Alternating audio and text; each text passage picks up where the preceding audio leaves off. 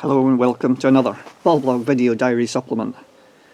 I'm just going to go a walk in the garden and see we're in that transition phase. The peak of the erythroniums has now passed. The garden's very dry. We've had the driest April on record. Very little rain, so the garden's not nearly so lush as it can be. So I'm doing a bit of watering.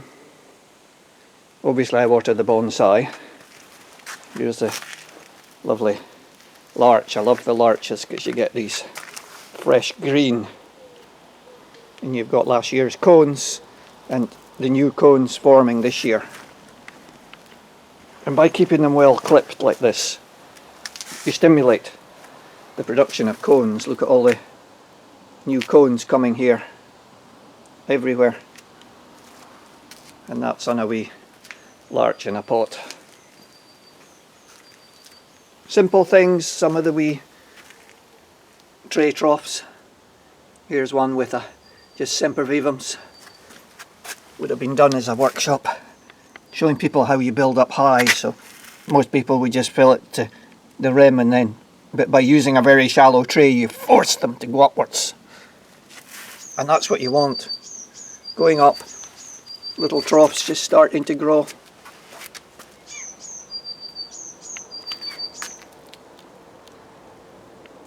So the little Primula marginatus finished flowering. Here's a little tiny Cymbellaria muralis. Always these odd things appear.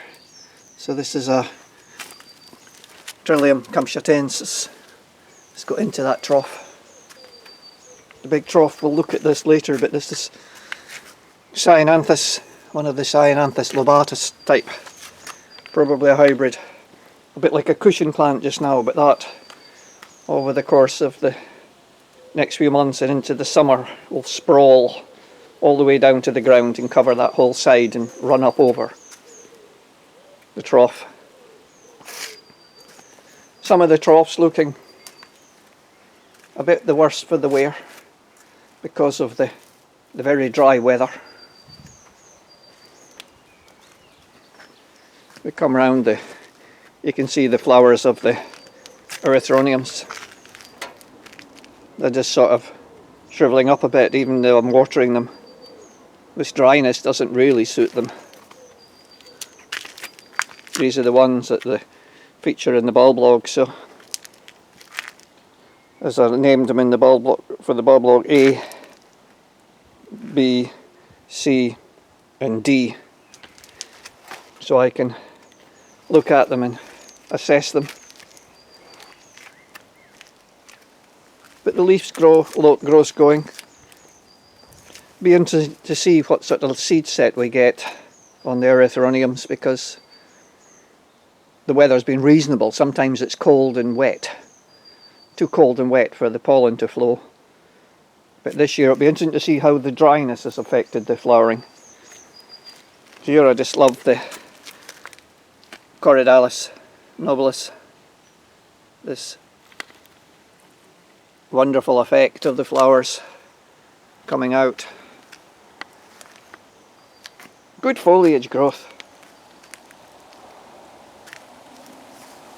In the depths you can maybe see the watering going on over there. A bit of watering in various areas. Lots of Trilliums. So Trilliums Kurubiaceae and Chloropetallum types. The shuttlecock ferns coming out.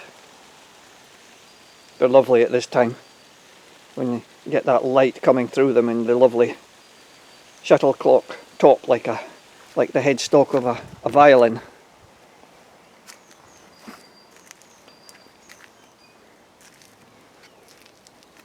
Across the bed where at the edge where the Corydalis and the Hepaticas grow, you can see already the Corydalis.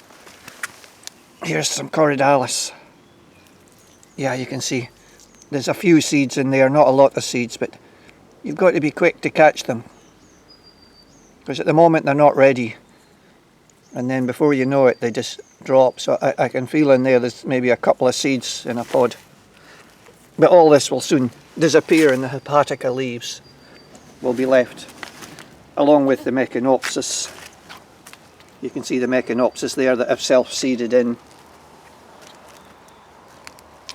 So the garden is starting to change. It's going through that phase of the early period, the saxes, the little saxifrages. Here's a erythronium. This is a Hendersoni hybrid that's seeded in amongst the edge here. Up here we've got Muscaris, erythroniums, fritillarius.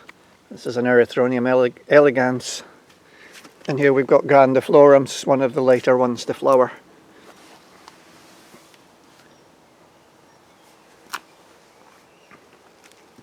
In the bed, the rock garden bed.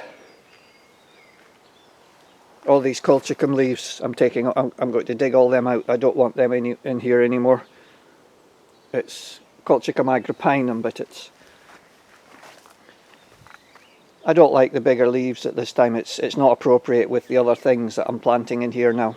It was okay when there was just one or two of them, but they've grown too well.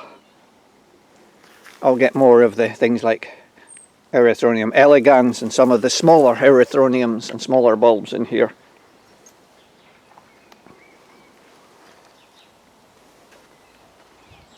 So we spin round, we should spin right round here, and I come and sit down on the edge here. We can see this Aracema nepenthoides. Isn't that fantastic? I love these plants. The stems, lovely speckly stems, and this wonderful flower. Just look at that. And they really don't mind rising up through the other plants. This is the thing about plants, that they like to grow in communities. Communities become self-supporting. The best thing to hold moisture in the ground is actually foliage cover. That is the best mulch of all. And mixing up, so you've got the greyish ferny-like foliage of the Dicentra. These are Dicentra hybrids. And here the paler, softer green is Corydalis purple, Crichton purple, rising up through there as well. And in there we've got things like, not sure, I think that's a Fritillaria Camschatensis. There's still some of the bigger yellow erythroniums. We have Trilliums, Erectum, album or stimuli.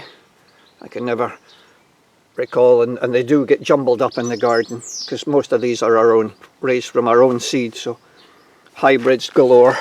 Down here another little well-chewed Trillium. So despite the dry weather, we're getting slugs and snails obviously out. Here's another Trillium here.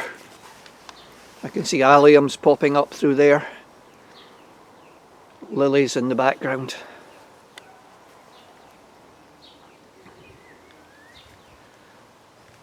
Round over here there's Helleborus ericsmithii group. This has flowered better this year than ever it has for us. And this year it looks like it's setting seed. Those capsules feel really plump and full and solid, so I'll get some seed at long last. I can't tell you how long we've grown that plant and struggled with it, and it's hung on, it's survived. It's probably a better way of describing it than growing. And now it's really come into its own this year, so hopefully as I grow lots up from seed, some of them will be more adapted.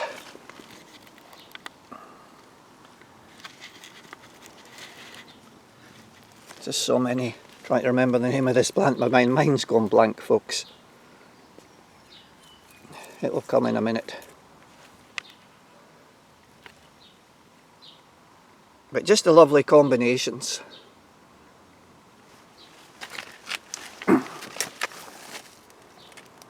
Epimedium, the names come back now. It takes me longer sometimes to remember the names when I'm not thinking about them, but epimedium. This is one of the Chinese ones. So they've been going under revision. I'm not sure how it would be described or called nowadays, but it's just a nice one. Tiny little flower trillium, really small flower on that one. Beautiful though. Beautiful texture to that petals. And here's more, look, here's some of the various erectum hybrids. We've got lots of them growing around. If you look in the back there, you'll see big clumps of erectum and erectum album. And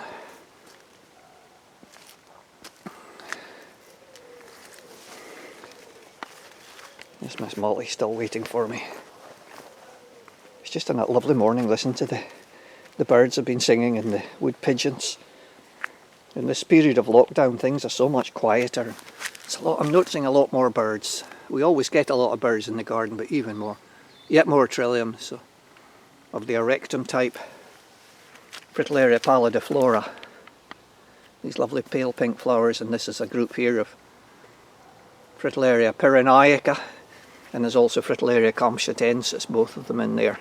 You can spot the difference. So, pyrenaica here with the soft grey alternate leaves, and complutensis has, of course, the leaves are in whorls.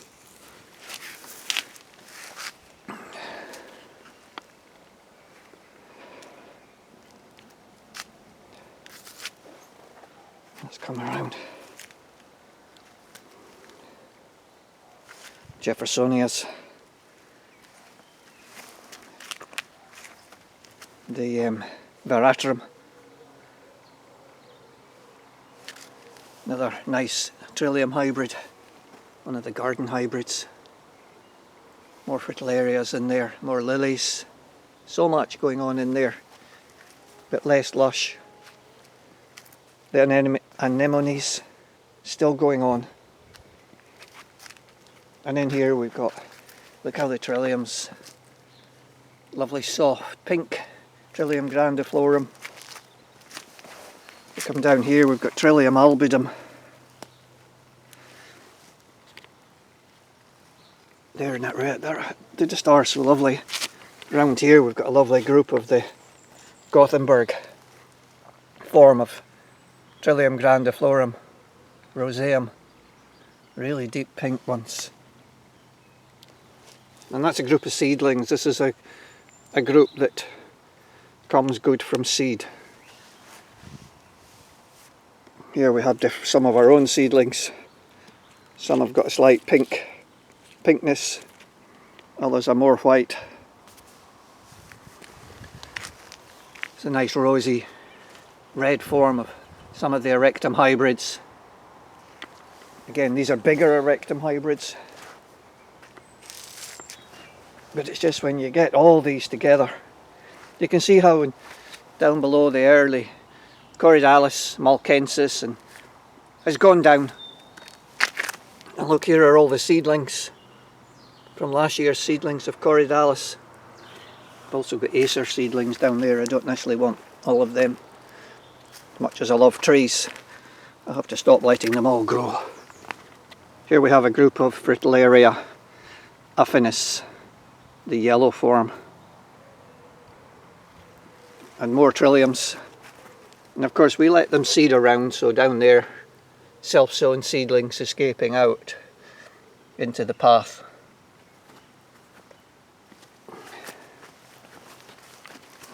Just wherever you look little ones. These are all self-sown seedlings. There's another albidum, another pink one.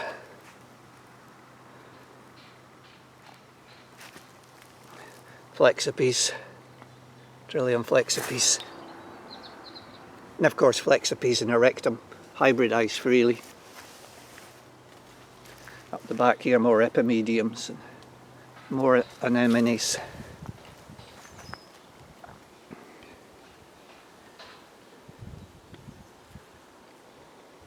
It's just a nice time. It's strange. Every season comes around and repeats, but no two seasons are the same. So this year it's the driest April we've ever had.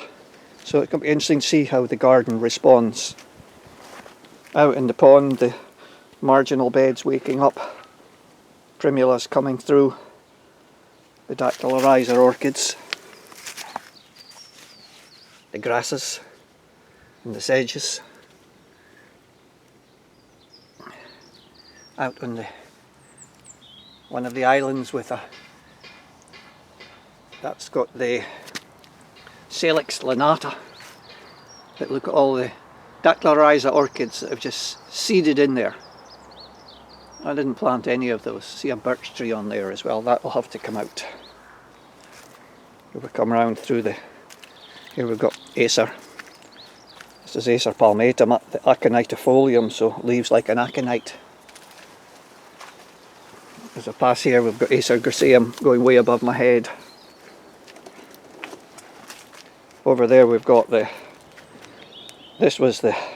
I'll speak about this trough later in the bulb log. I'll write about it more.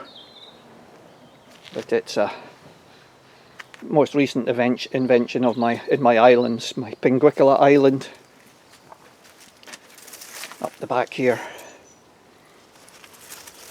Again, more lovely foliage and lovely trilliums. So we've got some big white ones, big pinky forms of grandiflorum and whiter forms of grandiflorum. Right in the back we've got some of the bigger erythroniums, the yellow Pagoda tuluminense. Spin around the new bed by the pond, so we've got the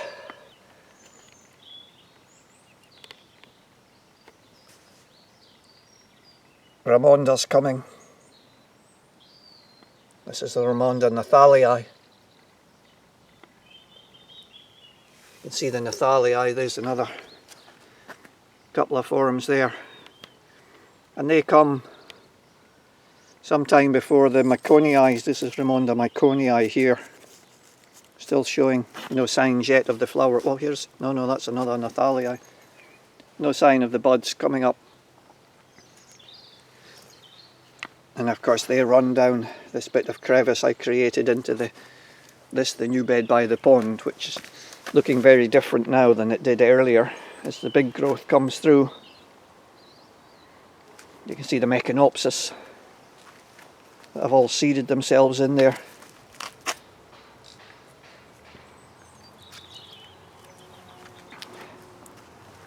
The wee Trilliums, Trillium rivali. It's still going, though it's starting to get past Trillium hibbersoni.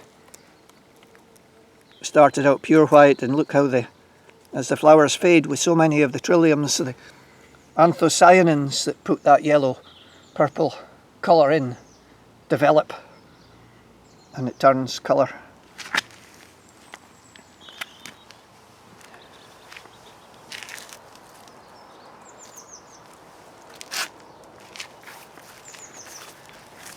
Some of the double multiplex anemones, yet more of the wee Trillium rivalis coming up. You can see very clearly the difference with the hibbersoni, very clearly going that deep colour, something that doesn't really affect the rivalis in the same way. And if you look down here, look at all the seedlings, self-sown seedlings coming down from that's Trillium hibbersoni seedlings.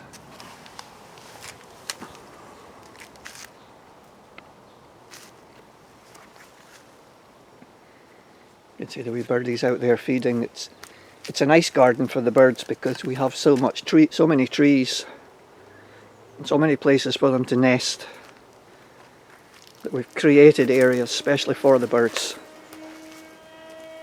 No, I thought that was a bee, but it's not. It's somebody out with a strimmer. Breaking my silence. Lovely acers. Pines growing above that, and the birches above that. So multi-layered, down to the bigger rhododendrons, and then down to the lower layers. Come on, Molly, you have to get out of my way. I'm going this way. rhododendron, I think this is wren if I remember rightly. Really one of the cocks of Glendoick hybrids, really. It's a beautiful plant, a very old plant. These are dwarf rhododendrons, but up in quite a stem. It grows up to my chest, so I know I'm not a tall person, but it's what, 40 years old at least. That's what you get after 40 years.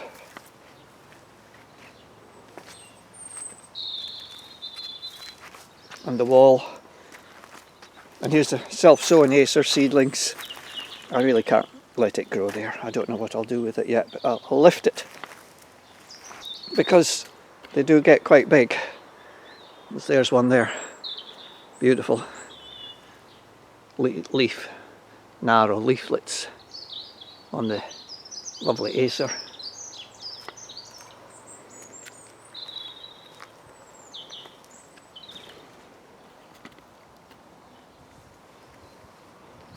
And the ericaceous plants coming out, the little anemonella, looking nice there. More Trillium rivales, these are the ones starting to go over, so hopefully we'll get good seed set.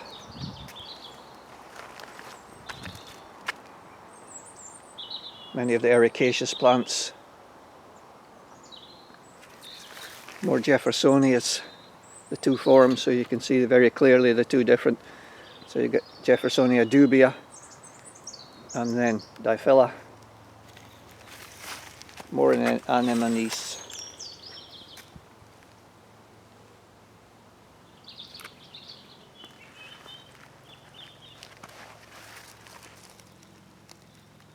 Different forms of an anemone.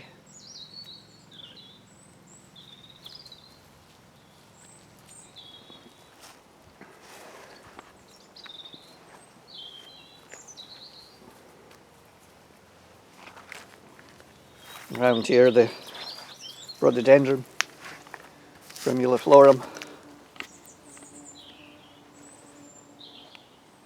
and some of the later last of the erythroniums still flowering up here.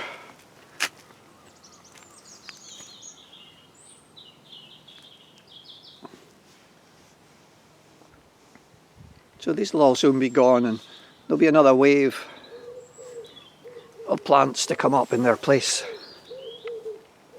You can see already the lilies, the lathyrus.